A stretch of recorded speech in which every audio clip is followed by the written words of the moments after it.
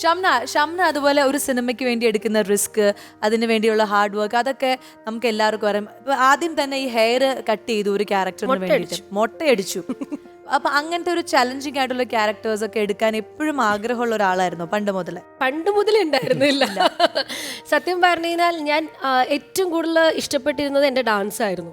പക്ഷെ കഴിഞ്ഞ ഒരു 5 years ബിഫോർ ആണ് ഓക്കെ എന്റെ സിനിമ കരിയറും എനിക്ക് ഈക്വലി ഇമ്പോർട്ടന്റ് ആണ്. ഞാൻ സിനിമ ഒരിക്കലും ഞാൻ നിർത്തി വെക്കില്ല. കാരണം ഞാൻ ഇടയ്ക്ക് വിചാരിക്കും കല്യാണം കഴിഞ്ഞ സിനിമയൊന്നും വേണ്ട ലൈക്ക് ദാറ്റ്. പക്ഷെ അത് നമ്മൾ അങ്ങനെ വിചാരിക്കുന്നതാണ്. പക്ഷെ അല്ല, ഒരു 5 years ബിഫോർ എൻ്റെ ഡാൻസ് എത്ര ഇമ്പോർട്ടൻ്റ് ആണോ അതേ ഇമ്പോർട്ടൻ്റ് ആണ് എനിക്ക് എൻ്റെ സിനിമയും. കാരണം എൻ്റെ ഡാൻസ് നാട്ടുകാരെ അറിയാൻ കാരണം എൻ്റെ സിനിമയാണ്. അതെ. ആൻഡ് സിനിമയിൽ എനിക്ക് ഇപ്പോഴും ചാൻസസ് കിട്ടണമെങ്കിൽ അതിന്റെ റീസൺ എന്റെ ഡാൻസ് ആണ്. സോ ഇറ്റ് ഈസ് ലൈക്ക് എന്റെ 2 കണ്ണാണ്. അപ്പം ഇതിന് രണ്ടിനും ഞാൻ ഒരുപാട് ഇപ്പൊ ഇമ്പോർട്ടൻസ് കൊടുക്കുന്നുണ്ട്. അതിനുശേഷം ഞാനൊരു കാര്യം തീരുമാനിച്ചു, ക്യാരക്ടർ വെരി സ്ട്രോങ് റോൾ വെച്ചാൽ ഇപ്പം ഒരു സിനിമയിൽ ഒരു ആർട്ടിസ്റ്റിന് ഒരു സീൻ മതി. അത് മതി. ആക്ഷൻ ഹീറോ ഞാൻ അത് എനിക്ക് അറിഞ്ഞത് ഒരു 5 years ബിഫോർ ആണ്. ഒരു ആർട്ടിസ്റ്റിന് സിനിമയിൽ ഇത്ര സീൻസ് വേണമെന്ന് വിചാരിച്ച് നമ്മൾ പോകുന്നതല്ല ഒരു ക്യാരക്ടർ. ചിലപ്പോൾ ഫുൾ ടൈം നമ്മൾ ഉണ്ടാവും, ഒന്നും ഉണ്ടാവില്ല, ഒരു കാര്യമില്ല. ഈ സാമ്പാറിൽ ഒരു കഷ്ണം പോലെ തന്നെ ആയിരിക്കും. പക്ഷെ ഒരു ഒബ്വിയസ്ലി ഒരു മൂളിക്കോ പോയിട്ട് വരാം ചേട്ടാ. പക്ഷെ ഫുള്ളുണ്ട്. പക്ഷെ അതുകൊണ്ട് കാര്യമില്ല, അതൊരു കാര്യമില്ല. ഞാൻ തീരുമാനിച്ചു. എനിക്ക് അറിഞ്ഞ കുറച്ച് ഒരു 5 കൊല്ലം കൊണ്ടാണ് നമ്മൾ പറയില്ലേ സ്റ്റഡി പോകെയാണല്ലോ നമുക്ക് അനുഭവങ്ങൾ കിട്ടുക. അല്ല ഫസ്റ്റ് ഡേ എൻ്റെ അടുത്ത് വിനീത് പറഞ്ഞ സംഭവമുണ്ട്. ഞാൻ നേരത്തെ ടു ആഡ് ഓൺ കോളേജിൽ വെച്ച് ഞാൻ ചോദിച്ചു സിനിമ ഒരുപാട് കോണ്ടാക്ട്സ് വേണമെന്ന് പറഞ്ഞു. അപ്പോൾ സത്യമായിരിക്കാം, വിനീതിന്റെ മൊബൈൽ എനിക്ക് കിട്ടിക്കഴിഞ്ഞാൽ അതിൽ ആരെ വിളിക്കണം എന്ന് എനിക്കറിയില്ല. ആരെ വിളിക്കണം എന്നുള്ളത് അറിഞ്ഞിട്ട് ആ ബന്ധം വരുമ്പോഴാണല്ലോ ചേട്ടാ ചാൻസ് തരുമോ ചോദിക്കാൻ. അപ്പൊ പുള്ളിക്ക് അറിയണമല്ലോ നമ്മൾ ആരാണ്. അപ്പൊ അത് സമയം എടുത്തു വരുന്ന ഒരു കാര്യം, എക്സ്പീരിയൻസ് ആണ്.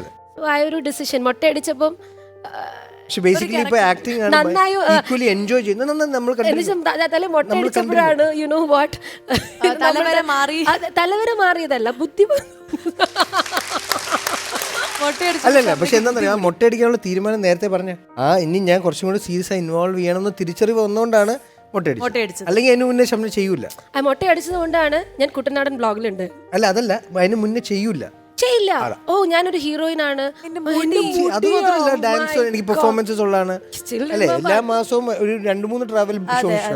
ഞാൻ ഫസ്റ്റ് മൊട്ടയടിച്ച് എനിക്കൊരു ഷോ ഉണ്ടായിരുന്നു കാലിക്കറ്റില്. ഫുൾ വിഗ് വെച്ചിട്ട് ഡാൻസ് കളിക്കുന്നത്. പിന്നെ സ്റ്റേജ് ഞാൻ മൊട്ടയടിക്കുന്ന മുന്നോട്ട് 4 വിഗാണ് റെഡിയാക്കിയത്. മൊട്ടയടിച്ചിട്ടില്ല. ബോംബെ പോയിട്ട് ഫസ്റ്റ് 4 വിഗ്. എനിക്ക് വർക്ക് ചെയ്ത കുറച്ച് ആൾക്കാരൊക്കെ ഇവിടെ ഉണ്ട്. കാരണം അവര് പെർഫോമൻസ് അപ്പം ഫുൾ വിഗ് എന്ന് പറയുമ്പോൾ നമ്മൾ ഇവിടെ ഇങ്ങനെ കെട്ടി. അപ്പൊ ഫസ്റ്റത്തെ സ്റ്റേജ് ആണ് ഞാൻ മൊട്ടയടിച്ചിട്ട് വിഗ് വെച്ചു. അപ്പൊ ഞാൻ അവരോട് പറഞ്ഞു ടൈറ്റ് ആക്കി കെട്ടൂന്ന്. അപ്പൊ ഈ ടൈറ്റ് ആക്കി കെട്ടി എന്റെ ഡാൻസ് ആണെങ്കിൽ ദിവാനി എന്ന് പറഞ്ഞ സംഭവം ഭയങ്കര ഹെവി ആയിട്ടുള്ള പെർഫോമൻസ്.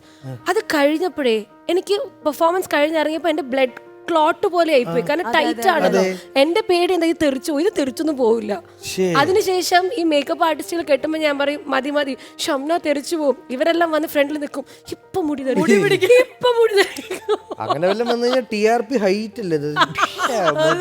മൊട്ടയിട്ട് എന്നിട്ട് കേറുന്ന മുന്നോട്ട് പറയും ഷംന കുഴപ്പമില്ല, ഈ സ്റ്റേജിൽ കുറച്ച് ഇങ്ങനെ കളിച്ചാലും കുഴപ്പമൊന്നുമില്ല, ആൾക്കാർക്ക് അറിയാം ഷംന ഡാൻസ് ചെയ്യും. അപ്പൊ ഞാൻ അവരോട് പറയും കുഴപ്പമില്ല. ഇറങ്ങി കഴിയുമ്പോൾ പറയും നിന്നോട് ഞാൻ എന്താ പറഞ്ഞത്, മര്യാദക്ക് ഡാൻസ് കളിക്കാൻ തല ഒരുപാട് ആട്ടരുതെന്ന് പറഞ്ഞല്ലോ. പക്ഷെ എന്നാലും നമ്മൾ സ്റ്റേജിൽ പിന്നെ ഒന്നും ഇലക്ട്രിസിറ്റി എപ്പോഴാണ് വരിക പറയാൻ പറ്റില്ല.